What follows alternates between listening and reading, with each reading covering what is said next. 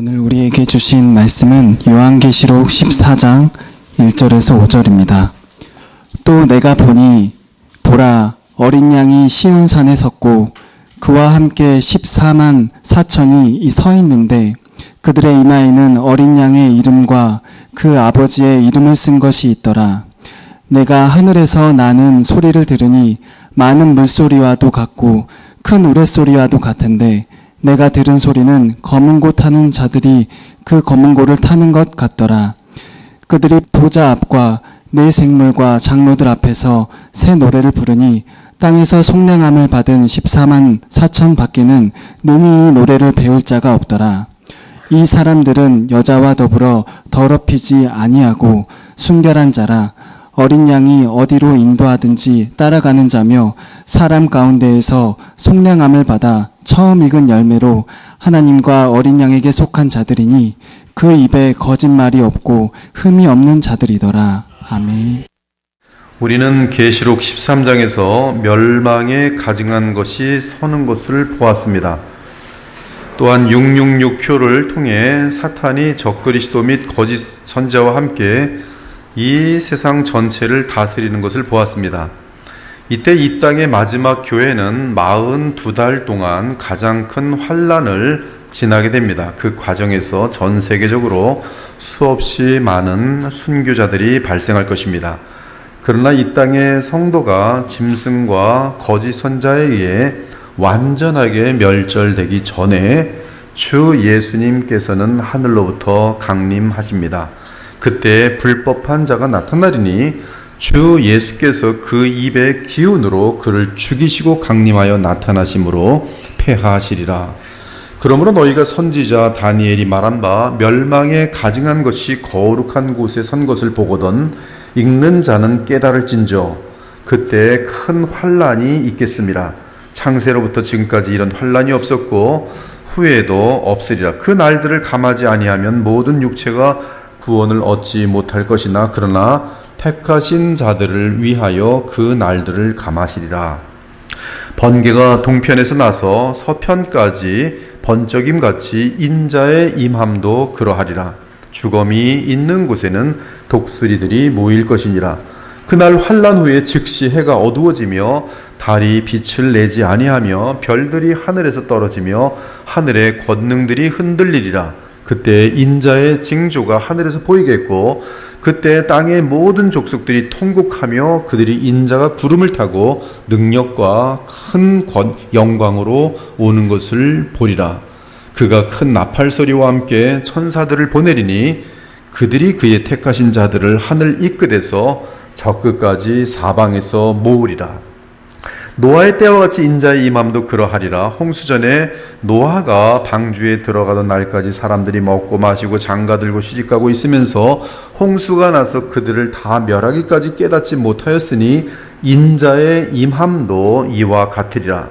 그때 두 사람이 밭에 있음에 한 사람은 데려가고 한 사람은 버려둠을 당할 것이요 두 여자가 맷돌질을 하고 있음에 한 사람은 데려가고 한 사람은 버려둠을 당할 것이니라. 그러므로 깨어 있으라. 어느 날에 너희 주가 임할는지 너희가 알지 못함이니라. 형제들아, 자는 자들에 관하여는 너희가 알지 못함을 우리가 원하지 아니하노니 이는 소망 없는 다른 이와 같이 슬퍼하지 않게 하려 함이라. 우리가 예수께서 죽으셨다가 다시 살아나심을 믿을진데 이와 같이 예수 안에서 자는 자들도 하나님이 예수 그와 함께 데리고 오시리라. 우리가 주의 말씀으로 너에게 이것을 말하노니 주께서 강림하실 때까지 우리 살아남아 있는 자도 자는 자보다 결코 앞서지 못하리라. 주께서 후령과 천사장의 소리와 하나님의 나팔 소리로 친히 하늘로부터 강림하시리니 그리스도 안에서 죽은 자들이 먼저 일어나고 그 후에 우리 살아남은 자들도 그들과 함께 구름 속으로 끌어올려 공중에서 주를 영접하게 하시리니 그리하여 우리가 항상 주와 함께 있으리라.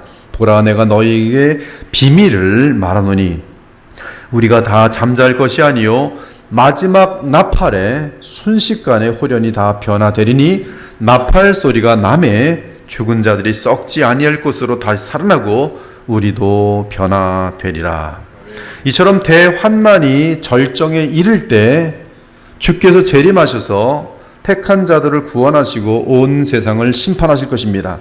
그때 주께서 재림하실 때는 마치 애굽에서 첫 번째 유월절 날에 여호와 하나님께서 멸망의 천사를 보내어 어린 양의 피가 없는 가정의 모든 장자를 죽이심 같이 이번에는 이 땅의 불신자들을 한 사람도 빠짐없이 다 죽이실 것입니다. 그 하나님의 흰 보좌 심판대 앞에서 인류 역사 가운데 이 땅에 살았던 모든 불신자들은 다시 부활하여 그 몸과 영혼이 영원한 불못으로 떨어지게 될 것이, 오직 몸과 영혼을 능히 지옥에 멸하실 수 있는 이를 두려워하라.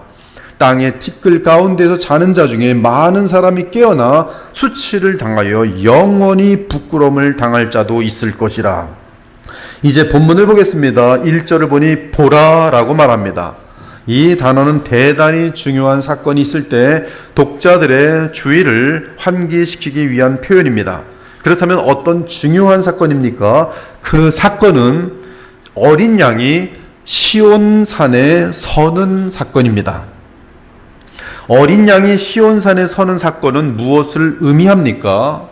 스데반 집사가 유대인들에게 순교당할 때 우리 주 영광의 그리스도께서 시온산에 서셨어요. 그들이 이 말을 듣고 마음에 찔려 그를 향하여 이를 갈거늘 스데반이 성령 충만하여 하늘을 우러러 주목하여 하나님의 영광과 및 예수께서 하나님 우편에 서신 것을 보고 말하되 보라, 하늘이 열리고 인자가 하나님 우편에 서신 것을 보노라 한데, 그들이 큰 소리를 지르며 귀를 막고 일제히 그에게 달려들어 성 밖으로 내치고 돌로 치니 스데반이 부르짖어 이르되 주 예수여 내 영혼을 받으시옵소서 하고 무릎을 꿇고 크게 불러 이르되 주여 이 죄를 그들에게 돌리지 마옵소서, 이 말을 하고 자니라. 그리고 곧바로 스데반뿐만 아니라 예루살렘에 있는 그리스도인들을 향한 대대적인 색출과 박해가 그날부터 시작되었어요. 그날에 예루살렘에 있는 교회에 큰 박해가 있어 사도들 외에는 다 유대와 사마리아와 모든 땅으로 흩어지니라.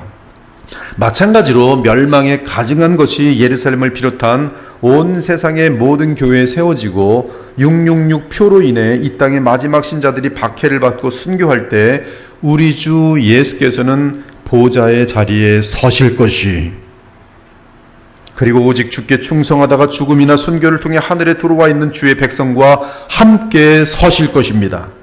그들 역시 이 땅의 마지막 교회와 더불어 14만 4천의 주의 백성입니다. 이제 우리 주 예수님은 멸망에 가증한 것을 세우고 666표로 이 땅의 마지막 교회를 말살하려는 적그리스도와 싸우기 위해 이 땅으로 내려오실 준비를 하십니다. 그것이 어린 양께서 시온산에 서셨다는 뜻이. 한편 시온산에 서 있는 어린 양의 모습은 계시록 12장 17절에 묘사된 바다 모래 위에 서 있는 용의 모습과 명백한 대조를 이룹니다. 용이 그 여자의 남은 자손 곧 하나님의 계명을 지키며 예수의 증거를 가진 자들과 더불어 싸우려고 바다 모래 위에 섰더라. 용이 섰고 예수께서 자기 백성이 말살되어지는 그런 지경까지 오는 것을 보고 드디어 보좌에서 서셨어요. 지난번 우리는 계시록 13장에서 무정에서 풀려난 마귀가 적그리스도 및 거짓 선자와 함께 이 땅의 모든 만국의 불신자들을 모아 우리 주 예수 그리스도의 교회를 잔멸하려고 총공격하는 모습을 보았습니다. 만일 이때 우리 주 전능하신 살아계신 어린 양이 역사 가운데 등장하지 않는다면 그 여자의 남은 자손인 14만 4천은 붉은 용의 의도대로 이 땅에서 뿌리째 뽑혀 말살될 것이 한 사람도 빠짐없이. 그러나 우리 주 어린 양이 시온산에 섰고 14만 4천이 어린 양과 섭니다. 또 내가 보니 보라, 어린 양이 시온산에 섰고 그와 함께 14만 4천이 서 있더라. 여기서 우린 다시 한번 14만 4천이 누구인지를 점검할 필요가 있습니다. 이미 우리는 계시록 6장과 7장에서 그들이 누구인지를 확인했습니다. 요약하면 이러합니다. 첫째는 그들은 14만 4천은 여섯째 인을 떼실 때 특별한 천사에 의해 인침을 받은 하나님의 참된 백성입니다. 그 무리들은 예수 그리스도를 믿는 참 교회로서 하나님의 인을 받아 하나님과 어린 양의 진노로부터 구원과 보호를 받는 이 땅의 마지막 교회를 말합니다. 둘째는 열방 교회는 전반적으로 배도로 기독교 역사를 마치고 하나님의 은혜는 이스라엘 민족으로 돌아가는 것을 알려주기 위해 이스라엘의 12지파를 말하고 있습니다. 그러나 계시록에 언급된 12지파는 각 지파가 구원에 있어서 동등하며 똑같이 중요한 존재들임을 말합니다. 이러보건대 14만 4천은 이스라엘 민족이 대거 복음을 듣고 회심함으로 이 땅의 마지막 교회를 형성하고 그들이 이 땅의 모든 열방 가운데 남아있는 모든 참된 교회를 주도적으로 이끄는 것을 알 수 있습니다. 아무튼 계시록에 언급된 이스라엘의 12지파는 혈통적인 이스라엘이라기보다 영적인 이스라엘이며 택함을 받은 거듭난 참 이스라엘인 사실을 알 수 있습니다. 그렇다면 어린 양이 6째인을 떼실 때 그리스도의 보혈로 구속받은 성도들을 이스라엘 지파로 비유한 것은 그들이 하나님의 택함을 입은 자들이라는 점에서 그러한 것이 성경은 영적으로 거듭난 자들이어야 영적인 이스라엘이며 그들만이 참 교회라고 선포합니다. 이는 14만 4천은 하나님께 택하신 구원받은 참 백성인 사실을 말하면서 동시에 로마서 11장 26절 즉 온 이스라엘이 구원을 받으리라는 하나님의 구원의 경륜과 조화를 이룹니다. 그러므로 14만 4천은 하나님께서 택하신 구원받은 참 백성일 뿐만 아니라 역사 끝에 이스라엘 민족에서 대거 그리스도를 영접하여 구원받을 사건을 예언합니다. 물론 이 땅 전역에 배교하지 않은 소수의 교회들이 레위 지파처럼 여전히 온 세상의 땅굴처럼 아니면 카타콤처럼 살아남아 있을 것이, 그러나 예루살렘을 중심으로 하는 마지막 교회가 이 땅의 교회를 이끌 것이고 마지막 교회의 대다수는 이스라엘 민족과 연관될 것입니다. 셋째는 숫자의 상징성에 의해 14만 4천은 하나님의 택함을 받은 자가 한 사람도 빠짐없이 다 구원받는 것을 증명해 줍니다. 즉 14만 4천은 이 땅에서 구속받은 모든 성도의 완전 충만한 수를 말합니다. 12는 3과 4를 곱한 수로서 완전수요, 1000은 하나님의 완전수입니다. 그러므로 12 곱하기 12 곱하기 1000은 완전 충만한 수를 나타냅니다. 그러므로 하나님께서 천사를 통해 하나님의 종들의 이마에 인을 친 사건은 어린 양이 6째 인을 떼실 때 하나님의 택하신 정한 수가 빠짐없이 다 구원받게 된다는 뜻이, 그들은 하나님께서 구원하실 마지막 무리로서 그때 주 하나님은 어린 양의 마지막 진노를 쏟아붓기 전에 주의 택한 자를 한 사람도 빠짐없이 다 찾아내어 구원하실 것입니다.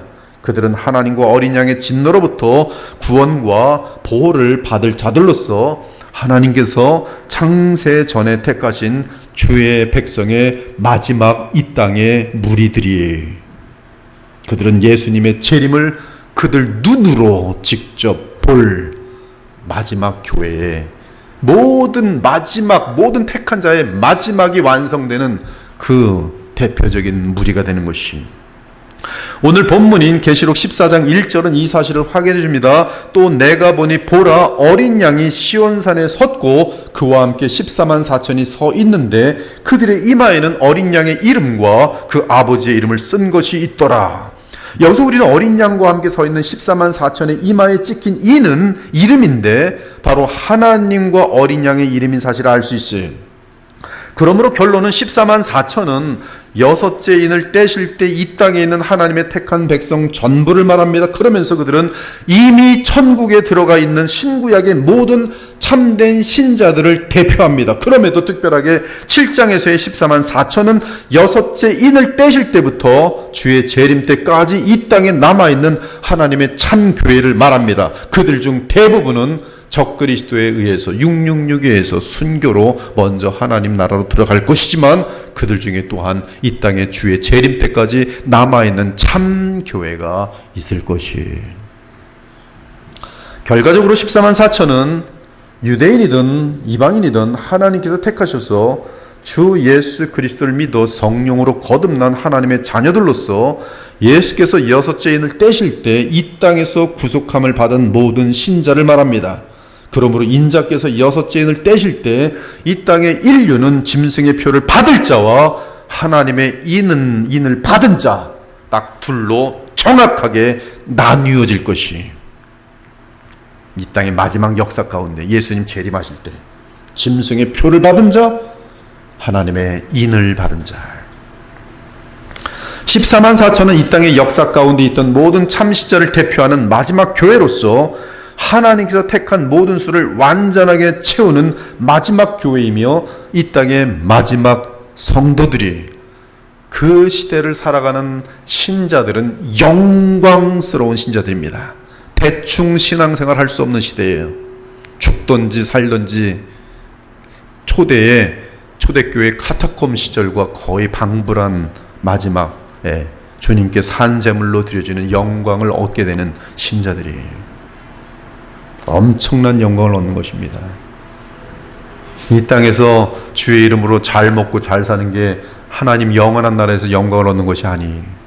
이 땅에서 주님을 위해 고난받고 주님을 위해 자신의 진정성을 보여줄 수 있는 기회를 얻은 자들이 저 영원한 나라에서 영원한 영광을 얻음으로 그것이 가장 큰 사실은 이 땅에서의 복인 것이 오해하지 마십시오. 거꾸로 살지 마십시오.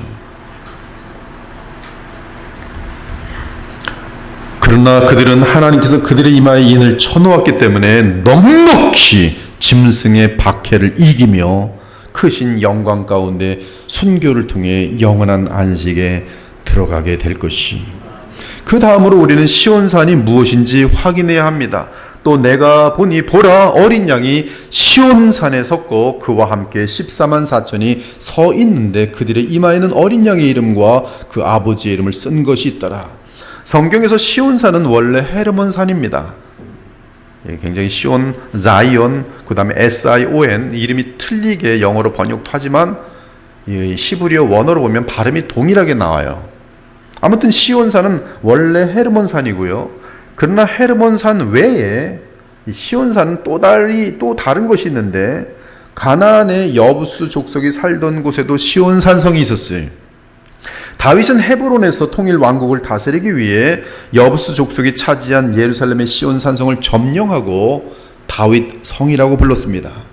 그 이후로 시온성은 다윗 왕국 가운데 다윗 왕이 거하는 성이 되었어요. 우리가 알다시피 다윗은 영원한 왕이신 예수 그리스도의 조상이며 그분을 예표합니다. 다윗 왕국 역시 우리 주 예수 그리스도의 왕국과 연결되며 혈통적으로도 연결되며 주의 영원한 나라를 예표합니다. 따라서 다윗 성이던 시온산 역시 영원한 왕이신 우리 주 예수 그리스도가 앉으실 보좌를 상징합니다. 예수 그리스도께서 십자가의 구속을 이루시고 부활 승천하셔서 하나님 보좌에 앉으신 이후로는 시온산은 하나님의 보좌를 상징합니다.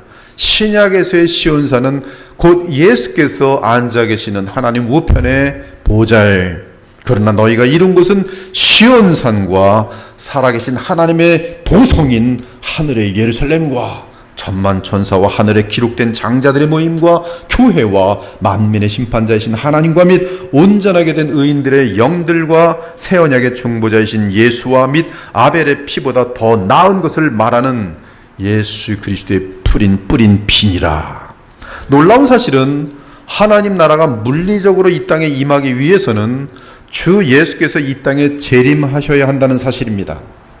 계시록에 언급된 거룩한 산과 새 예루살렘은 하나님으로부터 하늘에서 내려옵니다. 그러므로 어린 양께서 시온산에 섰다는 뜻은 어린 양 예수 그리스도의 보좌가 이 땅에 내려오는 것을 의미합니다. 즉 재림을 시작하시는 장면이. 따라서 어린 양이 재림을 위해 보좌에 서시사 하늘로부터 찬양이 들립니다. 네 생물과 24장로와 이 땅에 구속함을 입은 14만 4천이 새 노래를 부릅니다. 그들은 이미 짐승과 거짓 선자의 박해로 목숨을 잃고 하늘에 들어간 신자들이며 아직 이 땅에 살아남아있는 소수의 주의 백성을 말합니다. 어린 양의 구속함을 받은 모든 주의 백성이 어린 양이 시온에 서시니 그분과 함께 서서 새 노래를 부릅니다.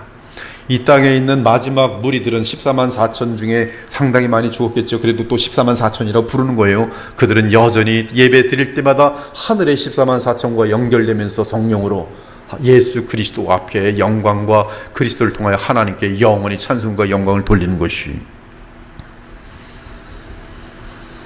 어린 양의 구속함을 받은 모든 주의 백성이 어린 양의 시온에 서시니 그분과 함께 서서 새 노래를 부릅니다. 시편 2편은 계시록 14장에서 성취되는 내용을 미리 예언하고 있어요. 물론 시편 2편에는 하나님의 아들 메시아가 이 세상에 초림하시는 내용도 담고 있습니다. 그럼에도 계시록 14장이 묘사하는 역사 끝의 전쟁을 정확하게 보여주고 있어요. 어찌하여 이방 나라들이 분노하며 민족들이 헛된 일을 꾸미는가. 저는 시편 2편을 읽을 때마다 너무 신이 나요. 그 역사가 다 담겨 있습니다. 세상에 군왕들이 나서 관원들이 서로 꾀하여 여호와와 그의 기름 부음 받은 자 그리스도를 대적하며 우리가 그들의 맨 것을 끊고 그의 결박을 벗어버리자 하는도다. 우리 멋대로 우리가 왕이 돼서 우리 멋대로 살고자 하는도다. 하늘에 계신 이가 웃으시며 주께서 그들을 비웃으시리로다. 그때 분을 바라며 진노하사 그들을 놀라게 하여 이르시기를 내가 나의 왕을 내 거룩한 산 시온에 세웠다 하시리로다. 우리 주 예수께서 부활 승천하여 하나님 나라의 보좌에 앉으심이 내가 여호와의 명령을 전하노라. 여호와께서 내게 이르시되 너는 내 아들이라. 오늘 내가 너를 낳았도다. 만왕의 왕이 왕 위에 앉으셨으니 내게 구하라. 내가 이방 나라를 내 유업으로 주리니 내 소유가 땅 끝까지 이르로다. 내가 철장으로 그들을 깨트리며 질그릇같이 부수리라 하시도다. 그런즉 군왕들아 너희는 지혜를 얻으며 세상의 재판관들아 너희는 교훈을 받을지어다. 영원히 멸망하기 전에 교훈을 받을지어다. 군왕들아 어리석은 자들아 여호와를 신속히 경외함으로 섬기고 떨며 즐거워할지어다.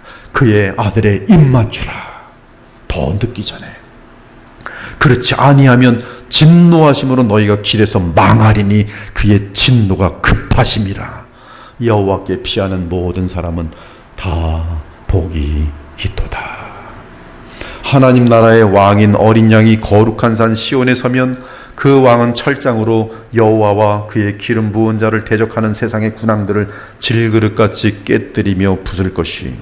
사랑하는 여러분, 마지막 나팔 소리가 울릴 때 어린 양이 하늘로부터 하늘의 성도들 및 천군 천사와 함께 이 땅에 재림하실 것이며 그때 모든 성도들이 부활체를 입게 될 것이.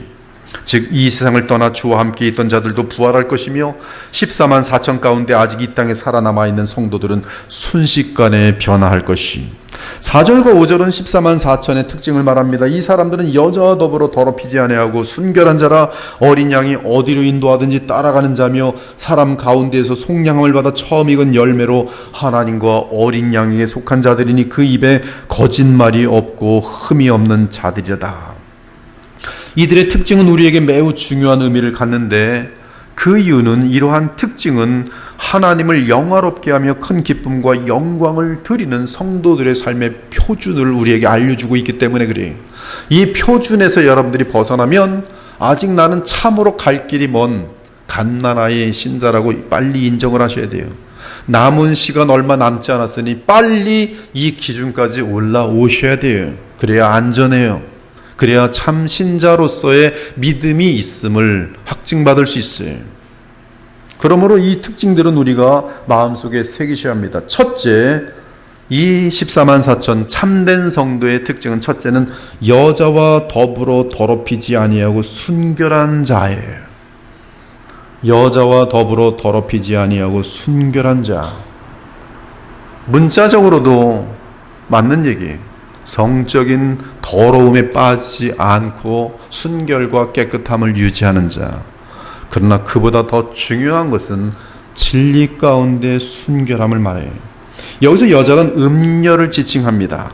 계시록에서 교회를 여자로 비유해서 표현하는데 특히 적그리스도와 거짓 선자를 따르는 배도 교회를 음녀라고 부르고 있어요. 바벨론 음녀는 배교교회와 세속의 군왕들의 연합체예요. 반면 끝까지 복음의 진리에 서 있는 참교회는 해를 옷 입은 여자로 표현되고 있습니다. 그러므로 종말을 살아가는 하나님 백성들에게 있어서 가장 중요한 특징은 신앙적인 정죄. 오직 예수 그리스도께만 충성하고 그분만을 사랑할 수 있는 것.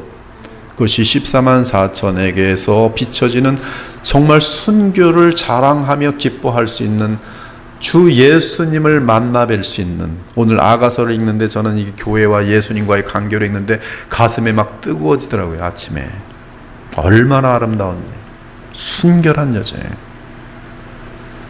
종말에는 사탄에 의해 보냄을 받은 이단 사상에 의해 많은 교회들이 영적으로 무너져 타락하게 될 것이 이미 너무 많이 무너졌습니다. 복음이 없어요.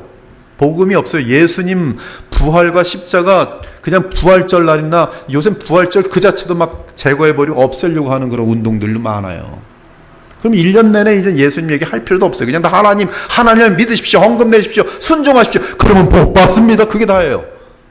그리고 이제 재미난 예화들, 감동스러운 얘기들 드라마에서 끄집어내고 좋은 수필에서 끄집어내서 얘기하면 따뜻해지는 것 같아서 은혜 받았다가 하는데, 그런 것은 사람을 변화시키지 못해요. 감정만 남아있고 10년, 20년 동일한 모습 속에 예수 그리스도의 형상으로 나타나지 못해요. 성령의 역사가 나타나지 않는 것이, 성령의 역사는 오직 복음과 함께만 역사하기 때문에 그래요. 많은 교회들이 영적으로 무너져 타락하게 될 것이 앞으로 더 심할 것입니다. 거기에 있는 사람들은 분별력이 없으니까 절대로 분별하지 못합니다. 오히려 우리 교회 같은 데를 보면 좁고 아주 꽉 막혔고, 이렇게 뭐 이렇게 예수님을 믿어도 이상하게 믿어, 지독하게 믿는다 그러죠. 지독하게 성경을 많이 봐, 지독하게 예수님만 사랑해. 안 돼. 저렇게 하면 안 돼. 예수님도 사랑하고, 세상도 사랑하고, 돈도 사랑하고, 만몬도 사랑하고, 우상신들도 사랑하고, 마귀도 사랑하고, 그래야지 좋지. 쟤네들은 왜 예수님만 사랑해? 아주 이상한 논리를 피시게 되죠. 그러나 14만 4천의 무리들은 끝까지 신앙의 고백과 정조를 굽히지 않을 것입니다. 그들은 거짓 선자가 외치는 다른 복음, 다른 예수, 다른 영을 받아들이지 않을 것이며, 또한 권력과 경제권을 쥐고 흔드는 적그리스도의 위협과 불의에 타협하거나 그러지 않고 끝까지 대항할 것이고, 육신의 정욕과 안목의 정욕과 이생의 자랑으로 사람의 영혼을 미혹하는 세상의 쾌락을 따르지 않을 것이며, 죽기까지 오직 주께 마음과 몸과 삶을 드리는 자들입니다. 이들의 두 번째 특징은 어린 양이 어디로 인도하든지 따라가는 자예요. 하나님의 백성이 어린 양 대신 예수님만 따라가려면 모든 것을 다 내려놓고 자기 십자가를 질 수 있어야 합니다. 그것이 주 예수님을 향한 진실한 충성이, 무릇 내게 오는 자가 자기 부모와 처자와 형제와 자매와 더욱이 자기 목숨까지 미워하지 아니하면 능히 내 제자가 되지 못하고. 신앙생활의 우선순위가 뚝뚝 떨어지는 거 보면 애들 때문에, 직장 때문에, 돈 때문에, 뭐 건강 때문에 핑계가 얼마나 많은지, 밭을 사야 되기 때문에, 시집 가야 되기 때문에. 그럼 언제 교회가? 시간 날 때, 심심할 때, 할 일 없을 때. 그건 예수님을 가장 소중히 여기는 모습이 아니, 십자가를 진 모습이 아니, 자기 목숨까지 미워하지 아니하면 능히 내 제자가 되지 못하고, 자기 부모와 처자와 형제와 자매와 더욱이 자기 목숨까지 미워하지 아니하면 능히 내 제자가 되지 못하고. 여러분은 예수님의 제자입니까? 누구든지 자기 십자가를 지고 나를 따르지 않는 자도 능히 내 제자가 되지 못하리라. 이와 같이 너희 중에 누구든지 자기의 모든 소유를 버리지 아니하면 능히 내 제자가 되지 못하리라. 다 버리셨습니까? 부자 청년은 그 단 한 가지 때문에, 돈 때문에 예수님을 떠났어요. 단 한 가지. 다른 건 잘했어요. 착하고 뭐 율법을 다 지켰습니다. 뭐 정말 철저하게 기도됐습니다. 그러나 너에게 부족한 것이 하나 있으니, 하나 뭐예요? 내 소유를 다 팔아. 왜? 마음이 어디에 있다는 거예요? 소유에 가 있으니까. 나냐 소유냐 그 결정을 하는 거예요. 예수님 믿으면 돈 다 버리란 뜻이 아니에요. 나가 우선이 더 높냐, 돈이 더 높냐. 부자는 돈이 더 높아요. 떠난 거예요. 자기의 모든 소유를 버리지 않으면 능히 내 제자가 되지 못하리라. 소금이 좋은 것이나 소금도 만일 그 맛을 잃으면 무엇으로 짜게 하리요. 진정한 그리스도의 제자가 되지 못한 사람들은 소금의 맛을 낼 수 없다는 말씀이, 땅에도 걸음에도 쓸데없어 내 버리느니라. 들을 귀가 있는 자는 들을지어다. 주님은 속지 않아요. 주님은 여러분 가장 깊은 곳을 정확히 하십니다. 그 가장 깊은 곳에 내게는 정녕 예수님만이 최고입니다. 가장 소중합니다. 내 모든 것은 주님을 위해 있습니다. 라는 고백이 정말 진실하게 있지 않으면 어쩌면 여러분들은 가짜일지도 몰라요. 죽었는데 지옥으로 떨어질지도 몰라요. 왜? 여러분의 신앙은 예수님을 수단화한 것이지 그분이 목적이 아니었기 때문에 그래요. 이처럼 종말의 14만 4천에 속하는 참교의 특징은 어린 양이 어디로 인도하든지 따라가는 충성이, 죽음을 향해서든 모든 궁핍을 향해서든 모든 손실을 보는 길이든 그냥 주님께서 가라 하시고 인도하면 그냥 계속하는 것이, 즉 참성도들은 바른 신앙을 위해 순교할 결심을 가지고 죽도록 주 예수님을 절대적으로 따르는 것이, 14만 4천의 세 번째 특징은 그 입에 거짓말이 없는 것이. 여러분 거짓말 하지 마셔야 돼요. 다른 사람들의 비밀을 누설하면 안 돼요. 그것은 어리석은 것이, 그것은 아이들의 나이브한 어리석음이. 다른 사람들의 비밀을 감추어 주는 건 지. 그러나 말을 할 때는 항상 정확한 정보만이 나가야 돼요. 말을 하지 않는 것은 지혜고 말을 할 때는 정직하게 말해야 돼요. 거짓말을 하지 않아요. 14만 4천은. 계시록은 거짓에 대해 대단한 경계를 합니다.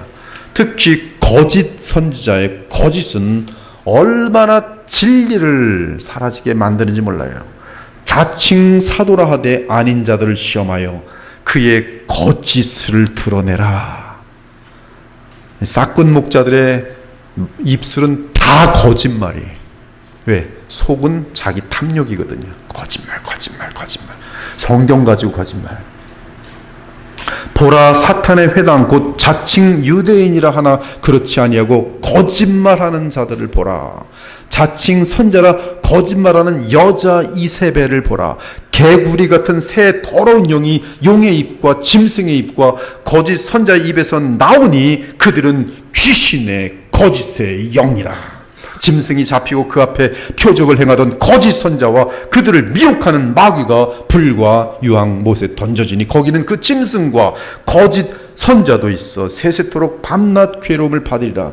계시록은 불과 유황으로 타는 둘째 못에 던져지는 사람들 가운데 거짓말하는 모든 자들을 포함시키고 있어요. 불못에 떨어져요. 그들은 새 예루살렘 성에 들어갈 수 없습니다.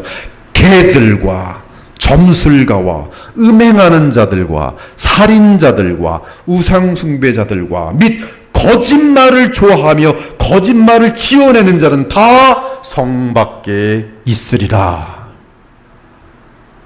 오 사랑하는 성도들이여, 거짓말하지 마세요. 왜 거짓말해요? 왜?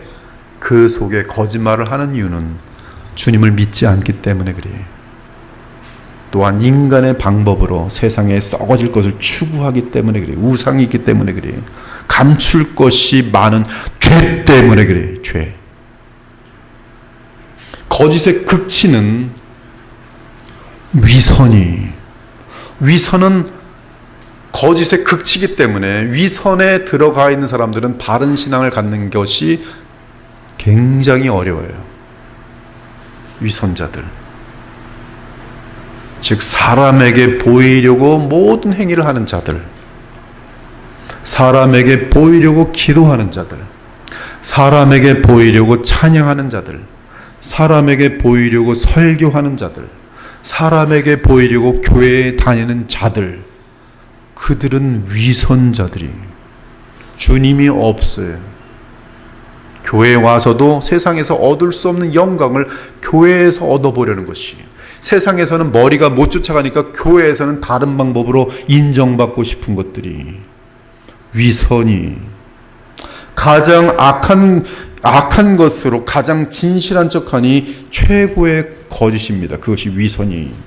반면에 우리 주 예수님은 죄를 범하지 아니하시고 그 입에 거짓이 없으므로 믿는 자들의 본이 되셨으니 그리스도인의 제일 중요한 특징은 예수님을 따라 진실한 사람이 되는 것입니다. 성경은 영원하고 완전한 진리입니다. 성도들이 적그리스도를 이기고 짐승의 우상과 그의 표를 이길 수 있는 길은 진리의 말씀을 알고 그 말씀에 따라 진실하게 행하는 것이, 한편 종말의 끝에서 거짓 교회는 그 입에 거짓말이 가득할 것이며 적그리스도와 거짓 선자를 따를 것이에요. 14만 4천의 다섯 번째 특징은 흠이 없는 것입니다. 흠이 없다는 말은 하나님의 영광을 떨어뜨릴 그러한 죄성이 제거되었다는 뜻이, 즉 인격적인 결함이 없으며 생활 전체가 정결하여 죄악으로부터 자신을 지켜 죄의 더러움에 물들지 않은 것을 말합니다. 이들은 하나님 앞에서 늘 부끄러움이 없는 삶을 살아갑니다.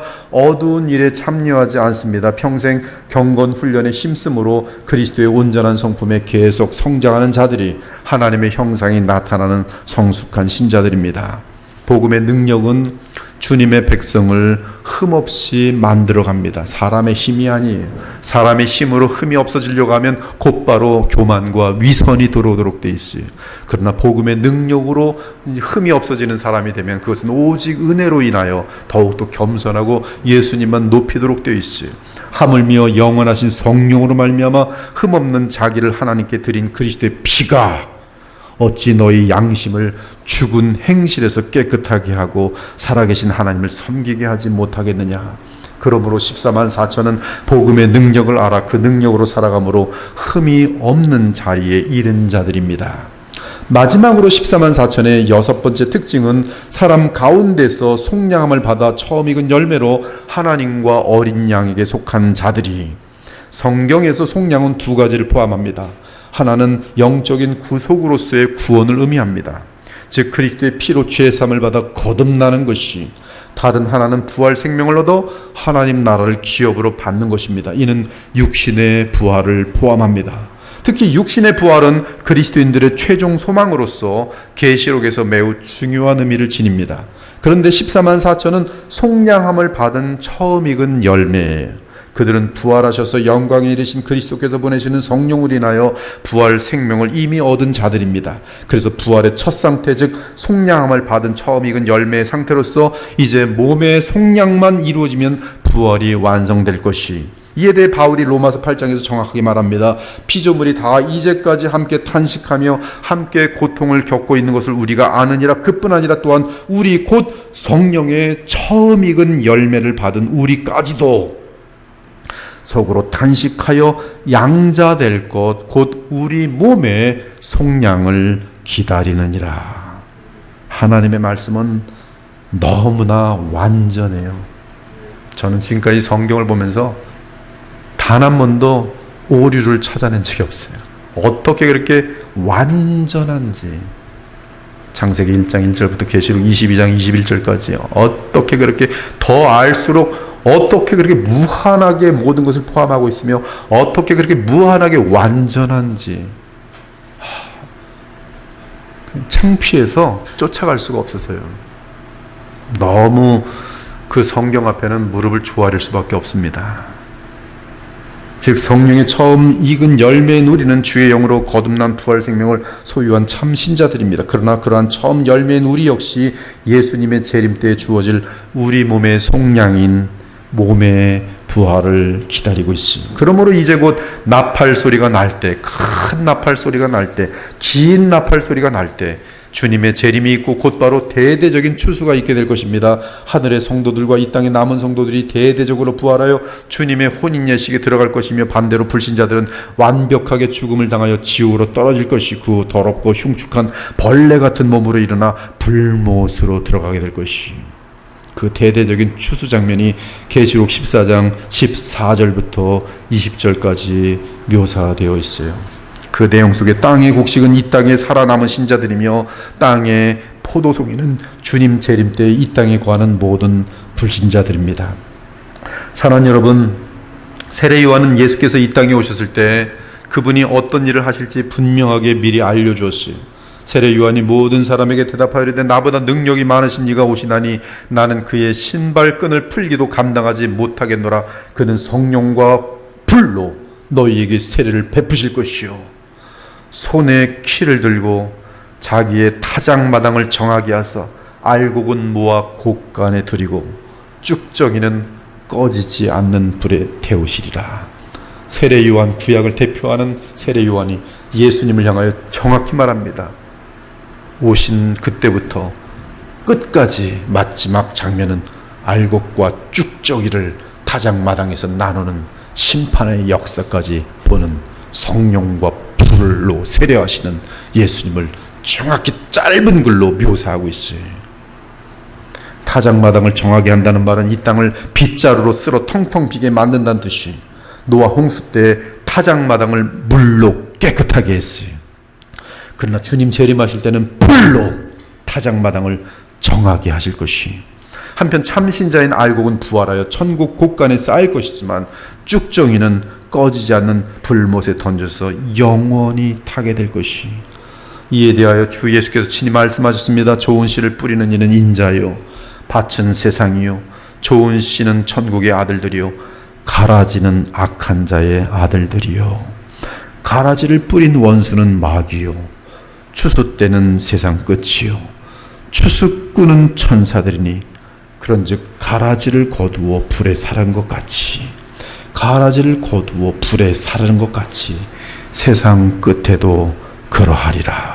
인자가 그친 천사들을 보내리니 그들이 그 나라에서 모든 넘어지게 하는 것, 즉 죄를 짓게 만드는 시험거리들, 또 불법을 행하는 자들을 거두어내어 풀무불에 영원히 던져 넣으리니 거기서 울며 이를 갈게 되리라. 그러나 그때 의인들은, 가라지가 아닌 알곡들은 자기 아버지 나라에서 해와 같이 태양같이 빛나리라.